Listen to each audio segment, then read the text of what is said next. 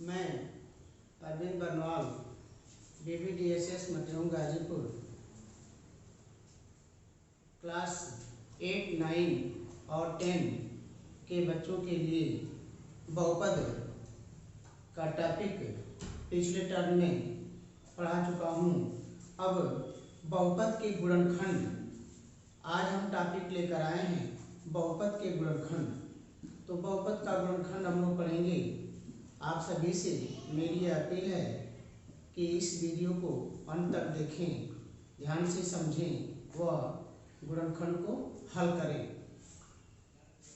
तथा इसे like, subscribe और शेयर करें। बहुपद के गुणनखंड।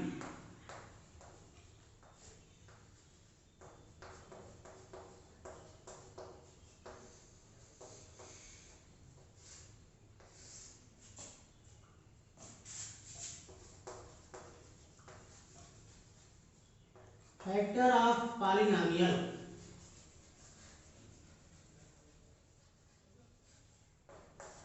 Factor of polynomial. किसी बहुपद का गुणनखंड करने के लिए कुछ नियम हमें जानने जरूरी है। वे नियम इस प्रकार हैं, जैसा कि प्रश्न आपको दिया है x² + 3x + 2। अब किसी दिए गए द्विघात बहुपद में सबसे बड़ी राशि और अचर पद के चिन्हों का हम गुणा करते हैं। जैसे कि यहाँ प्लस चिन्ह है और यहाँ भी प्लस चिन्ह है, तो प्लस का प्लस में इंटू कर दिए, प्लस हो गया। चिन्हों का गुणा करने पर जो चिन्ह प्राप्त होता है, हम बीच वाली राशि, बीच वाला आंशिक मान जो दिया होता है उसका ऐसा खंड करते हैं, ऐसा गुणनखंड करते हैं कि अगर बीच में प्लस चिन्ह दिया हो तो जोड़ने पर मान इतना आए, अगर माइनस चिन्ह दिया हो तो घटाने पर आए। जैसे x² + 3x + 2 दिया है तो 2 एकम 2। अब चूंकि यहाँ पर प्लस चिन्ह आ गया गुणा करने पर, तो प्लस आ गया, तो 2 का हम ऐसा खंड करेंगे कि यहाँ पर बीच में 3 दिया है तो जोड़ने पर 3 आए, जोड़ने पर 3 आए।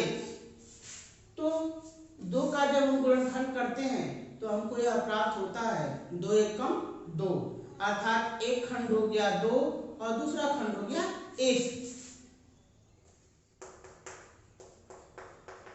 अब चूंकि यहाँ बीच में प्लस का चिन्ह है तो दोनों संख्याओं के साथ में हम प्लस का चिन्ह लिख देते हैं।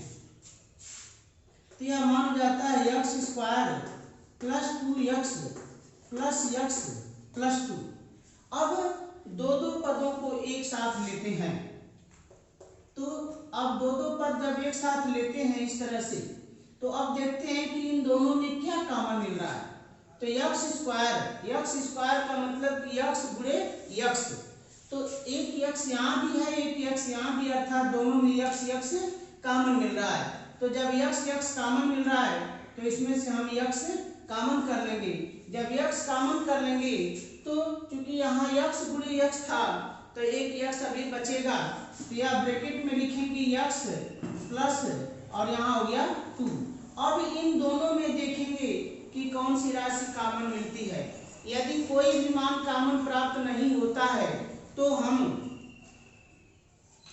1 कॉमन लेते हैं, तो यह हो गया +1। और x में जब 1 से भाग देंगे तो एक बार भाग जाएगी, तो x हो गया +2। अब x × x + 2 + 1 × x + 2, दोनों में x + 2 हमारा मान प्राप्त होता है। जब x + 2 प्राप्त हुआ तो x + 2 दोनों में हम कॉमन कर लेंगे। तो x + 2 जब हम कॉमन कर लेंगे तो दूसरे ब्रैकेट में मान हमारा हो जाएगा x + 1। तो x² + 3x + 2 का गुणनखंड हो गया x + 2 × x + 1। अब उसी प्रकार यदि यही प्रश्न x² - 3x और +2 के रूप में दिया हो, x² - 3x + 2, तो ठीक उसी तरह से नियम कि +2 का इस 1 में इंटू करेंगे तो +2 × 1 +2 हो गया।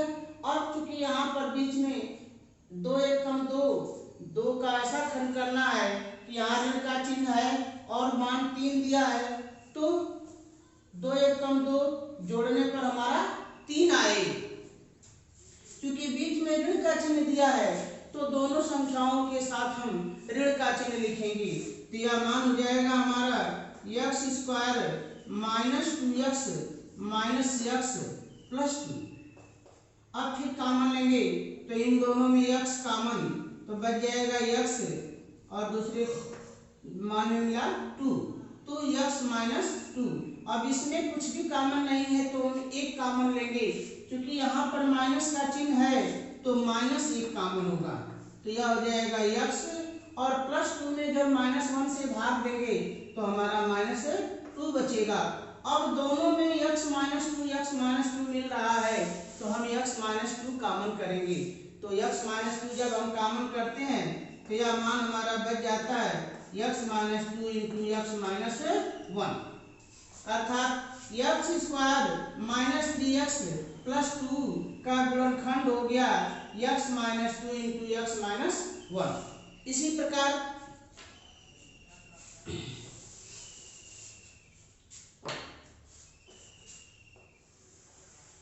अन्य गुणनखंड जैसे x² - x - 2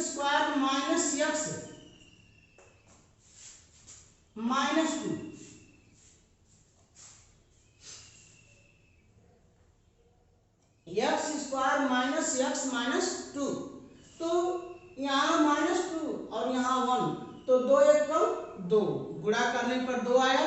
क्योंकि यहाँ माइनस का चिन्ह है तो अब 2 का ऐसा खंड करेंगे कि घटाने पर, क्या करने पर?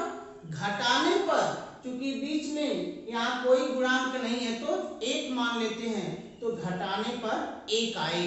तो चूंकि 2 का गुणनखंड 2 × 1 = 2 और 2 में से यदि हम 1 को घटाते हैं तो मान हमारा 1 प्राप्त होता है। अब क्योंकि घटाने पर मान बीच वाले अंक के बराबर लाना है तो बीच में जो चिन्ह दिया होता है बड़ी संख्या के साथ हम वह चिन्ह लिखते हैं और छोटी संख्या के साथ उसका विपरीत चिन्ह लिखते हैं। तो यह मान होगा हमारा x² - 2x + x - 2।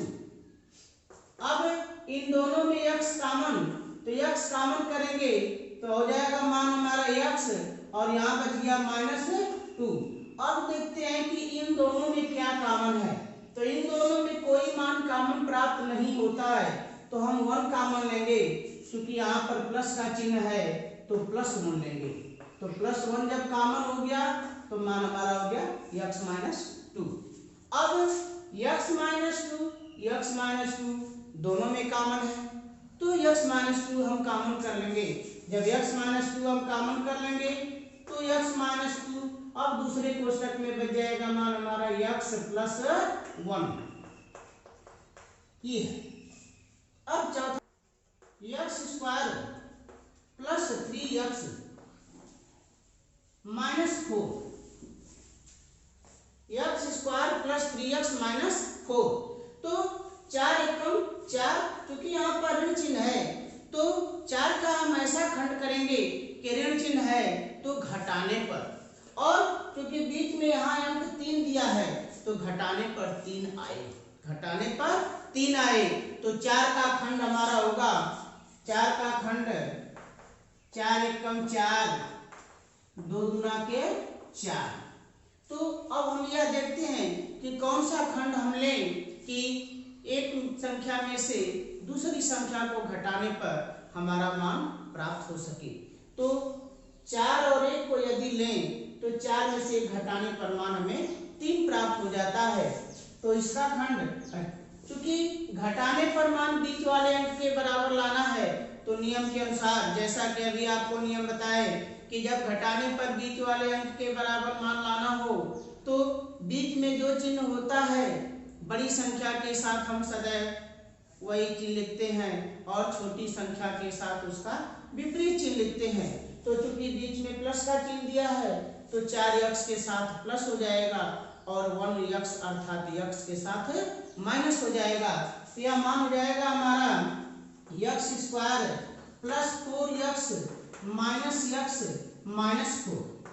अब इन दोनों में x कॉमन तो हो जाएगा मान हमारा x प्लस 4 बच जाएगा। अब इन दोनों में कुछ नहीं कॉमन मिल रहा है तो हम मान लेंगे कि 1 कॉमन है। तो जब 1 कॉमन है तो यहाँ पर माइनस का चिन्ह है तो हो जाएगा -1। तो x में 1 से भाग देंगे, x बार भाग गई, माइनस से भाग दिए प्लस हो गया। अब -4 में जब -1 से भाग देंगे तो +4 बार भाग जाएगी तो +4। अब दोनों में x प्लस 4 कॉमन मिल रहा है तो x प्लस 4 हम कॉमन कर देंगे तो बच जाएगा मान दूसरे कोष्टक में x माइनस 1। अतः x square plus 3x minus 4 का गुणनखंड हमारा प्राप्त हुआ x plus 4 into x minus 1। इसी प्रकार और भी गुणनखंड। अगला सवाल जैसे x square plus 5x plus 4। अब नियम के अनुसार 4 एकम 4 का ऐसा खंड कि यहाँ पर प्लस चिन्ह है तो जोड़ने पर अब चूंकि बीच में मान दिया है 5 तो जोड़ने पर 5 आए तो अब 4 का गुणनखंड 4 एकम 4 2 दूना के 4। तो यदि 2 और 2 लेंगे तो 4 ही प्राप्त होगा। अतः हम 4 गुणे 1 यानी कि 4 और 1 जोड़ेंगे तो 5 हो जाएगा। तो अब चूंकि बीच में प्लस का चिन्ह दिया है तो दोनों मान प्लस होंगे। तो यह मान हो जाएगा हमारा x square plus 4x plus 4।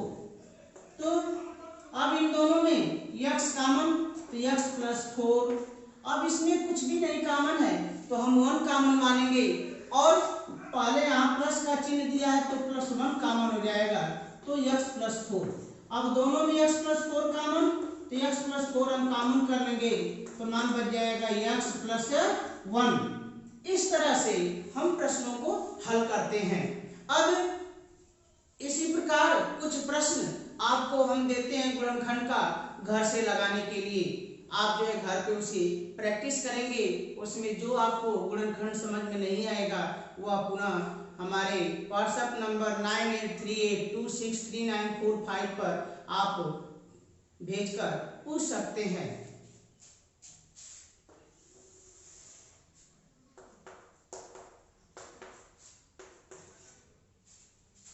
x square plus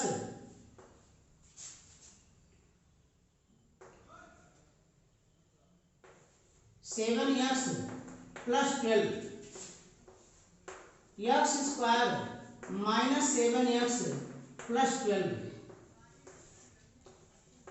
x square minus 5x plus 4 x square plus x minus 12 x square minus x minus 12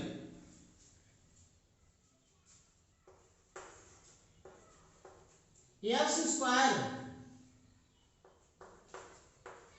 plus 2x minus 3 x square minus 2x minus 3। ये सभी प्रश्न आप हल करेंगे। इन ढेर सारी परिस्थितियों ये 7 प्रश्न आपको दिए गए हल करने के लिए। अब वीडियो में जो आपको न समझ में आया हो उसे आप कमेंट करें तथा लाइक, सब्सक्राइब और शेयर जरूर करें। धन्यवाद।